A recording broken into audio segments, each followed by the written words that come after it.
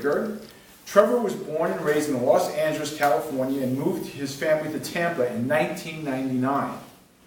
He currently works as a facility information security official for HCA and has worked for this company for over 17 years. Trevor earned his bachelor's degree in management and organizational leadership from St. Petersburg College and has been happily married for 26 years. He and his lovely wife Kim have 3 grown children who they are extremely proud of, especially their only son who is currently serving in the U.S. Army. This evening, Trevor hopes to entertain you by sharing with you his childhood experiences growing up in Los Angeles and the journey that led him all the way to Carrollwood Toastmasters. That is also the title of his speech. Big round of applause.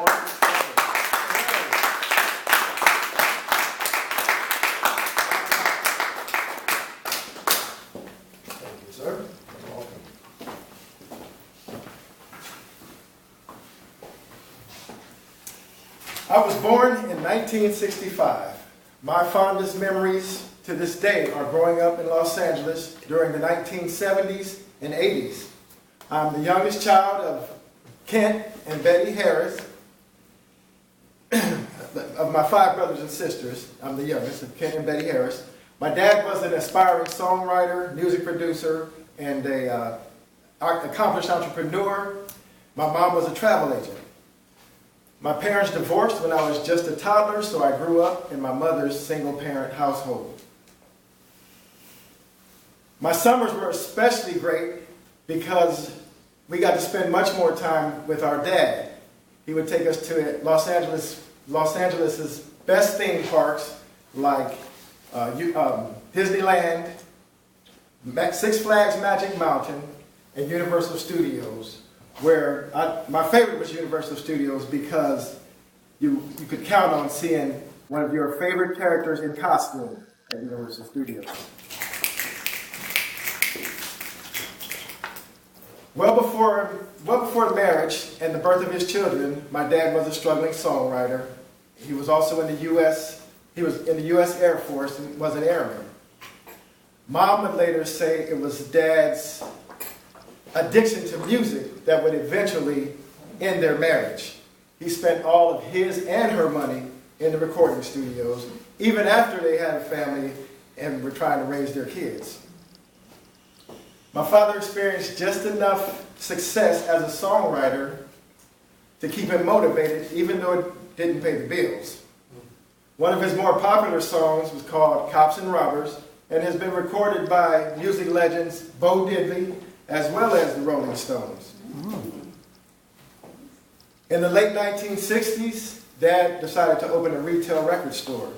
And by the early 70s, his business was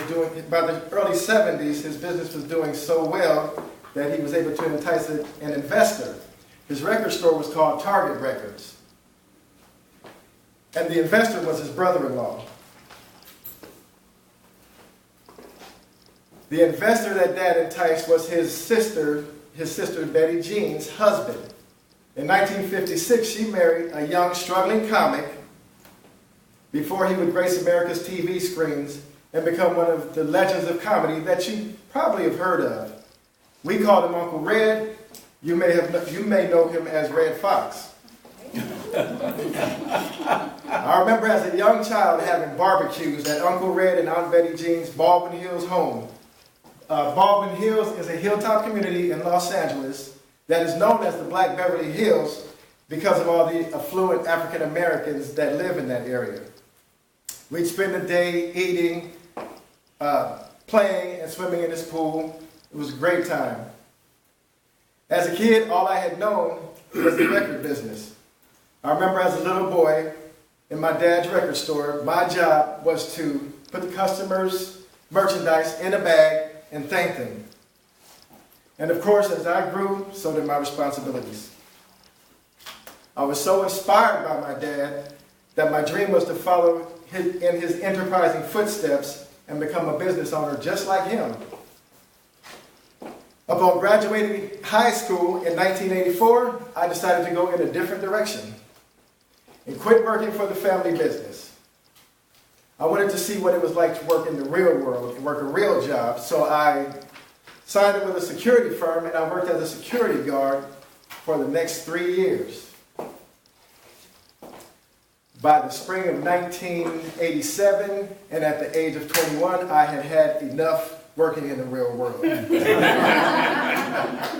was time to resume my dream of becoming a business owner. I convinced my dad that I was ready to begin building my empire, and he was all in with helping me get started. I also wanted my own branding, so I chose a name for my store called Spinoff Records because it would be my store would be a spinoff of my dad's brand, which is Target Records. I was serious about succeeding, so I moved to San Diego, which was about 120 miles south of Los Angeles, and I pretty much lived temporarily with my paternal grandparents. Since I had no friends in my new city, I could stay focused on the business. So my dad set me up in a 7-by-8 foot booth in an indoor flea market, fronted me an old cash register and some inventory to get started, and I was on my way. I paid off Dad within the first 8 months of having my business, and within 3 years, I was able to put up 3 full storefronts. I continued my business for 12 years in San Diego as a proud entrepreneur, but by 1997, there was some unforeseen competition. The genesis of the new business model, e-commerce, was emerging.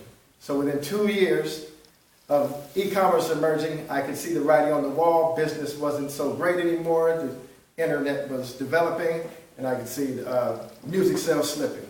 So by 1999, I threw in the towel on entrepreneurship, moved my family to Florida. Shortly after arriving in Florida with my wife and kids, I enrolled in a computer school, graduated, and was lucky enough to get hired with the company that I work for now. I still have visions of expansion. However, the business that I'm expanding at this time is Corporation Me, and I'm looking forward to Toastmasters play a key role in that expansion. Thank you.